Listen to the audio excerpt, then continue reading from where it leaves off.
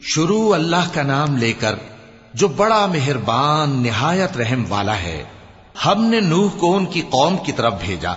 کہ پیشتر اس کے کہ ان پر درد دینے والا عذاب واقع ہو اپنی قوم کو خبردار کر دو۔ انہوں نے کہا کہ بھائیو،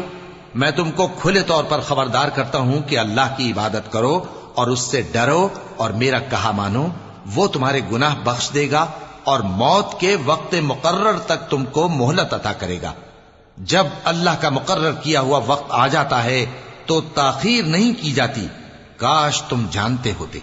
جب لوگوں نے نہ مانا تو نوح نے اللہ سے عرض کی کہ پروردگار، میں اپنی قوم کو رات دن بلاتا رہا لیکن میرے بلانے سے وہ اور زیادہ گریز کرتے رہے۔ جب میں نے ان کو بلایا کہ توبہ کریں اور تو ان کو معاف فرمائے تو انہوں نے اپنے کانوں میں انگلیاں دے لی اور اپنے اوپر کپڑے اوڑھ لیے اور اڑ گئے اور خوب تکبر کرنے لگے۔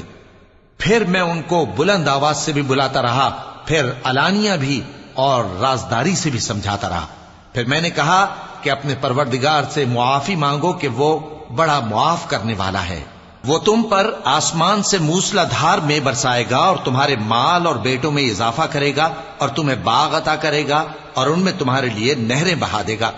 تم کو کیا ہوا ہے کہ تم اللہ کی عظمت کا اعتقاد نہیں رکھتے، حالانکہ اس نے تم کو طرح طرح کی حالتوں میں پیدا کیا ہے؟ کیا تم نے نہیں دیکھا کہ اللہ نے 7 آسمان کیسے اوپر تلے بنائے ہیں اور چاند کو ان میں روشن بنایا ہے اور سورج کو چراغ بنا دیا ہے؟